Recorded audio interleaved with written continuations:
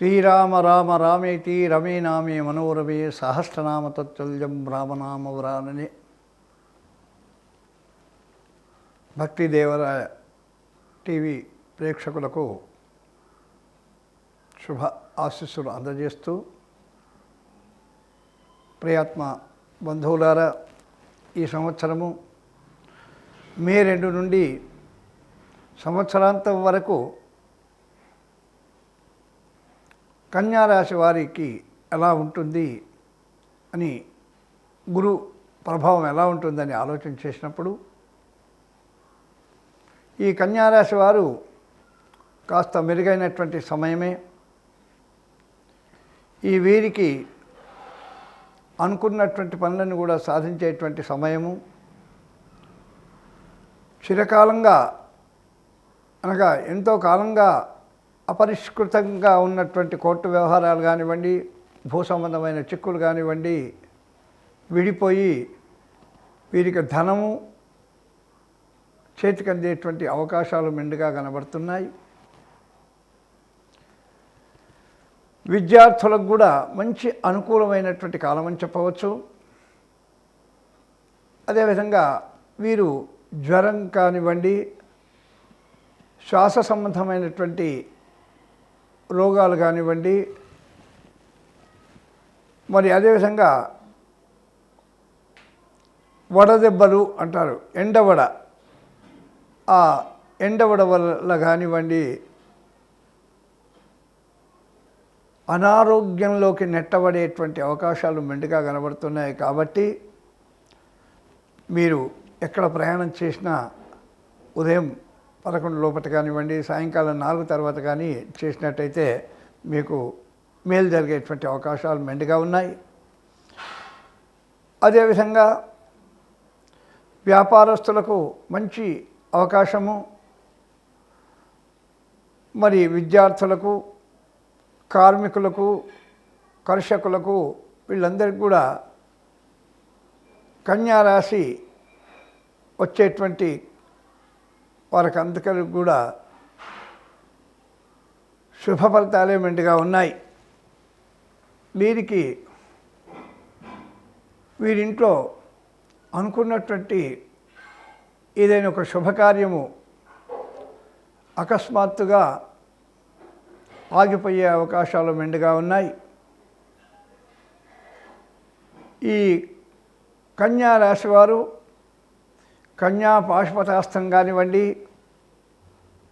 బుధగ్రహ జపం కానివ్వండి, విష్ణువును ఆరాధించడం వల్ల కానివ్వండి, విష్ణు సహస్రనామ స్తోత్రం చదవడం వల్ల కానివ్వండి, వీళ్ళకు ఆర్థిక, ఆరోగ్య, సుఖమయ, శాంతిమయ జీవితాలు గడుపుకోవడానికి ఎక్కువగా అక్కడికి వస్తుంది. మరి ముఖ్యంగా ఈ కన్యారాశి వారు పెసలు దానం ఇచ్చినట్టయితే వారికి శ్రీ మహావిష్ణు అనుగ్రహం వల్ల సకల శుభాలు చేకూరేటువంటి అవకాశము మెండుగా కనబడుతుంది కన్యారాశి వారికి. ఈ విధంగా మొత్తం మీద ఈ కన్యారాశి జాతకులు శుభాశుభ మిశ్రమ ఫలితాలను పొందవచ్చు. వీరికి తల్లిదండ్రుల్లో కానివ్వండి, ఇతర ముఖ్యమైనటువంటి వాళ్ళని కానీ ఒకరిని పోగొట్టుకోవాల్సినటువంటి అవకాశాలు ఎక్కువ మెండుగా కనబడుతున్నాయి. కాబట్టి వీరు ప్రతిరోజు కూడా విష్ణు సహస్రనామం చదవడము, విష్ణు యొక్క కథలు వినడము, లేదు అష్టాక్షరి మహామంత్ర జపాన్ని జపించడము, ఈ కార్యక్రమాలలో తప్పకుండా విజయం లభిస్తుంది. ఈ కన్యారాశి వారికి ఈ సంవత్సర ఫలితము. హరి ఓం తత్సత్. రామాయ రామభద్రాయ రామచంద్రాయ వేదసే రఘునాథాయ నాథాయ సీతాయ పతయే నమో నమః. భక్తి దేవరాయ టీవీ ప్రేక్షకులందరికీ కూడా శుభాశీస్సులు అందజేస్తూ, మరి మీనరాశి వారికి మే 2 నుండి గురు సంచారం ఎలా ఉంది, శని సంచారం ఎలా ఉంది, వారి జాతకం ఎలా ఉంది అనేటువంటి విషయాన్ని తెలుసుకుందాం. ఈ మీనరాశి వారికి మే 2 నుండి 3వ గురువు, అదేవిధంగా 12వ ఏలినాటి శని ప్రారంభమవుతుంది. 12వ శని. కాబట్టి వీరికి గోచార రీత్యా అనుకూలమైనటువంటి సమయం కాదని చెప్పవచ్చు. వీరు ఒక పారిశ్రామిక రంగంలో కానీ ఒక వ్యాపారంలో కానీ బాగా నష్టపోయేటువంటి అవకాశాలు మెండుగా ఉన్నాయి మీనరాశి వారికి. ఈ మీనరాశి వారికి సమయానికి చేతులకి డబ్బు రాకపోగా గవర్నమెంట్ నుంచి రావాల్సినటువంటి బిల్లులు ఆలస్యమయ్యి డబ్బు కొరతతో రుణ బాధలతో ఒక రుణం తీర్చడానికి రెండో రుణం చేయాల్సినటువంటి పరిస్థితి ఏర్పడుతుంది మీనరాశి వారికి. ఈ మీనరాశి వారు సంఘంలో ఇప్పటి వరకు ఉన్నటువంటి పేరు ప్రఖ్యాతులన్నీ కూడా కోల్పోవలసినటువంటి పరిస్థితి ఎక్కువగా ఉంది. వీరు ఆకస్మికమైనటువంటి అనారోగ్యానికి అస్వస్థతకు గురయ్యే అవకాశాలు మెండుగా ఉన్నాయి. కాబట్టి జాగ్రత్తగా ఉండాల్సినటువంటి సమయం. వీరికి కుటుంబంలో కూడా అశాంతి, అవహేళన, మరి ఏ పని చేసినా కానీ కలిసి రాకపోవడం కూడా జరుగుతుంది ఈ మీనరాశి వారికి. ఈ మీనరాశి వారు మత్స్యావతారుడైనటువంటి లక్ష్మీనరసింహస్వామి వారిని దర్శించి లక్ష్మీనరసింహ కవచం కానివ్వండి, కరావలంబ స్తోత్రం కానీ పఠించినట్టయితే వీరికి శుభ ఫలితాలు వచ్చేటువంటి అవకాశం ఉంది.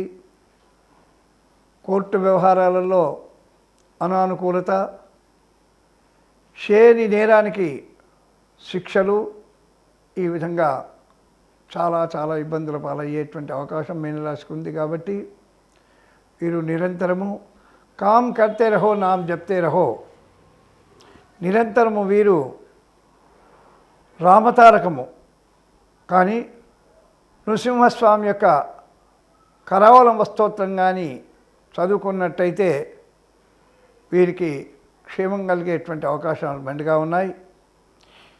ఈ సంవత్సరం అంతా కూడా కొత్త వ్యాపారాలు కానీ, కొత్త వాణిజ్యాలు కానివ్వండి, కొత్త ఫ్యాక్టరీలు కానివ్వండి, కొత్త గృహాలు కట్టుకోవడం కానీ, కొత్తగా భూములు కొనడం కానీ, కొత్త పనులు వీరు ఈ సంవత్సరం చేయకపోవడమే వీరికి చాలా శుభ ఫలితం ఇస్తుంది.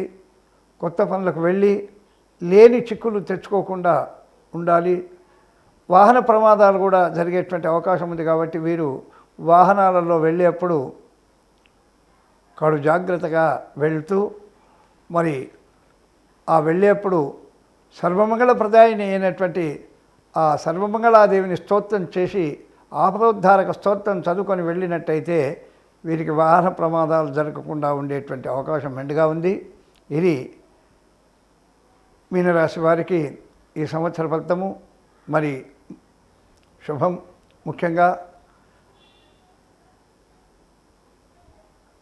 భక్తి దేవరాయ టీవీ వారు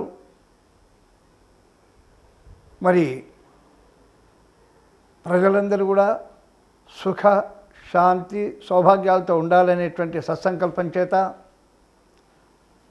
ధర్మో రక్షతి రక్షితః, ధర్మాన్ని మనం రక్షించుకున్నట్టయితే ఆ ధర్మం మనం రక్షిస్తుంది అనేటువంటి సద్భావన చేత వారు ఆధ్యాత్మిక కార్యక్రమాలు, ధర్మ సందేహాలు ఇవన్నీ కూడా ఎన్నో నెరవేరుస్తున్నారు. ఈ మధ్యనే ఒక భక్తుడు అడిగినాడు నన్ను ధర్మ సందేహాలలో, పూజ బ్రాహ్మీ ముహూర్తంలోనే చేయాలా, అంటే తెల్లవారుజామునే చేయాలా, మధ్యాహ్నం చేయాలా, సాయంకాలం చేయాలా, ఎప్పుడు చేస్తే ఫలితం ఉంది అని అడగడం జరిగింది. పూజ చేయడానికి అనువైనటువంటి కాలము, ప్రదేశము, సమయం ఇవన్నీ కూడా చూసుకోవాలా. ముఖ్యంగా ఏకాగ్రత లభించే సమయము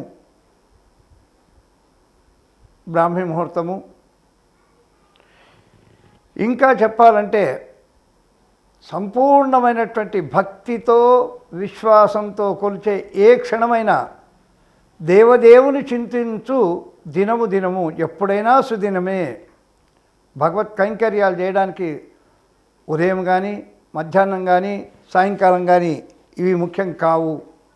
తనలో విశ్వాసము, తనలో భక్తి, శ్రద్ధ కలిగినప్పుడు మనసు ప్రశాంతతతో చేసేటువంటి పూజను మాత్రమే భగవంతుడు అందుకొని మనకు శుభ ఫలితాలు ఇస్తాడని కూడా చెప్పడం జరిగింది. కాబట్టి మరొక్కసారి భక్తి దేవరాయ టీవీ ప్రేక్షకులందరికీ కూడా క్రోధినామ సంవత్సర శుభ ఫలితాలను కూడా తెలియజేస్తూ, మీకందరికి కూడా ఈ క్రోధినామ సంవత్సరము ఆయురారోగ్య ఐశ్వర్యాలన్నీ కూడా ఇచ్చి మిమ్మల్ని అందరినీ కూడా సుఖమయ, శాంతిమయ, సౌభాగ్యమయ జీవితాలు గడపడానికి, చరాచర సృష్టిలో ఉండేటువంటి ప్రతి ప్రాణి కూడా ఆయురారోగ్య ఐశ్వర్యాలతో ఉండాలని మనసారా నా ఇష్టదైవమైనటువంటి దుర్గా అమ్మవారిని ప్రార్థిస్తూ, హరి ఓం తత్సత్. లోకా సమస్త సుఖినో భవంతు, లోకా సమస్త సుఖినో భవంతు, లోకా సమస్త సుఖినో భవంతు.